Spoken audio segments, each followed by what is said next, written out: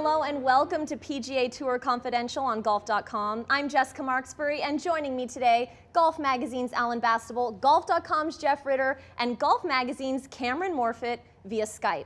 Now guys, the big news out of China this past weekend, Rory McIlroy has defeated Tiger Woods by one shot in their exhibition match. Cameron, what are we supposed to make of this? Obviously, Rory has had a tough year this year, but he's coming off of a good performance in Korea. Now, this match against Tiger, and he's victorious. Is his game back on track?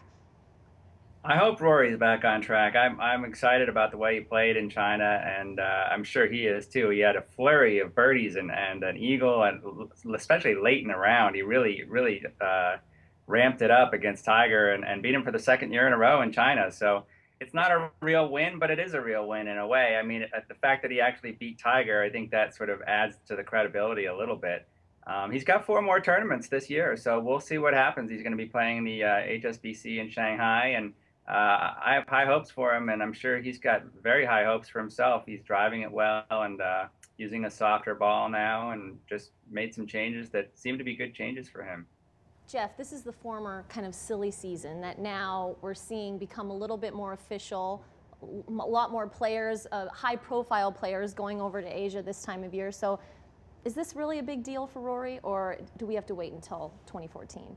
I wish I could tell you that I liked what I saw from Rory this week, but it wasn't broadcast here in the U.S., so I didn't really see him hit a shot.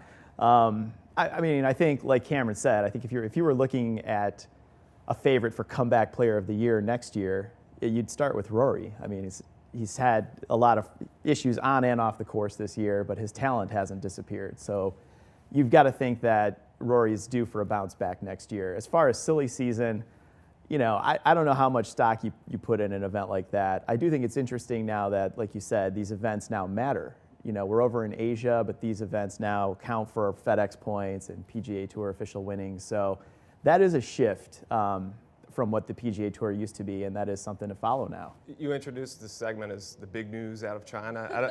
I don't think this match that qualifies as big news, it's but Tiger and Rory, Alan. Sure. No, believe me, there were a lot of eyeballs on this match in China, and maybe not in the U.S., but it is a big deal to have this event at all in China. Obviously, we're this hotbed of this emerging golf market. Very important marketing move to just get people excited about the game over there. Hopefully McIlroy is on his way back. He's been like you said, all these off-course distractions this year. We don't know what's going on with his girlfriend, but maybe they've parted ways, and that's sort of not on his mind anymore. He's obviously has issues with his management group, taking care of that. So if he can get through this stretch, start hitting the ball a little better, he's switched out a little bit of his equipment, which Cameron mentioned. You know, maybe things are looking good for him in 2014.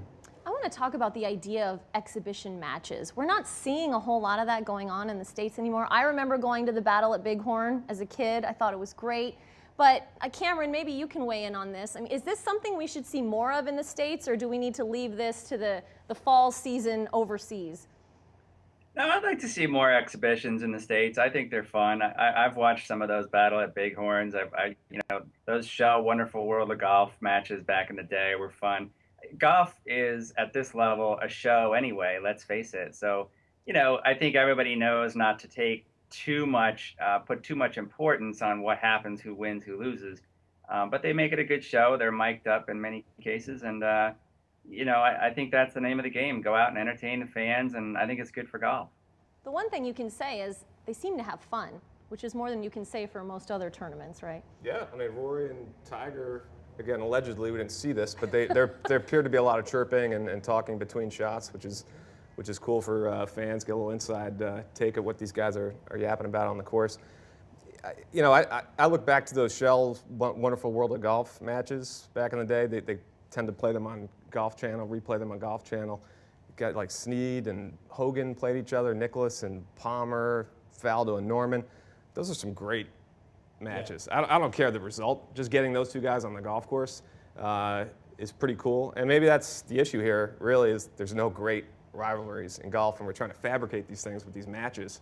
Rory and Tiger, we need to see this happen on Sunday at a major, not on Sunday at, you know, in October in China. The Battle of the Bighorn peaked around, what was it, 02, 03, when you had Tiger Duval, and then the next year you had Tiger versus Sergio. if you're going to recreate or relaunch Battle of the Bighorn, Tiger versus Sergio might still be your best rivalry for that show. All these years later, we still don't have that rivalry that has real animosity. You know, Tiger and Rory are buddies. So I think that's what golf really needs, just more rivalries that have sort of a little bit of heat behind them. Yeah, who would you be excited to even watch? I'd watch Tiger Sergio again. Yeah. But beyond that, I don't know. Good luck arranging that. You know what kind of appearance fees you'd need to get Tiger out there.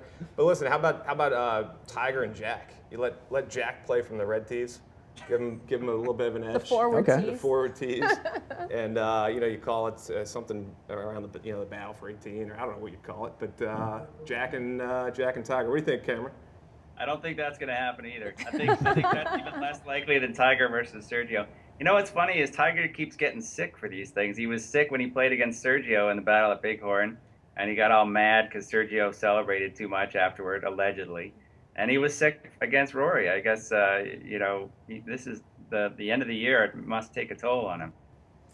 Well, Cameron, Jeff, Alan, thank you so much for your insight and wonderful suggestions. Hopefully we'll see some of this awesome match play going forward. Thank you all for joining us on PGA Tour Confidential on Golf.com this week. We'll see you same time, same place, right here next week.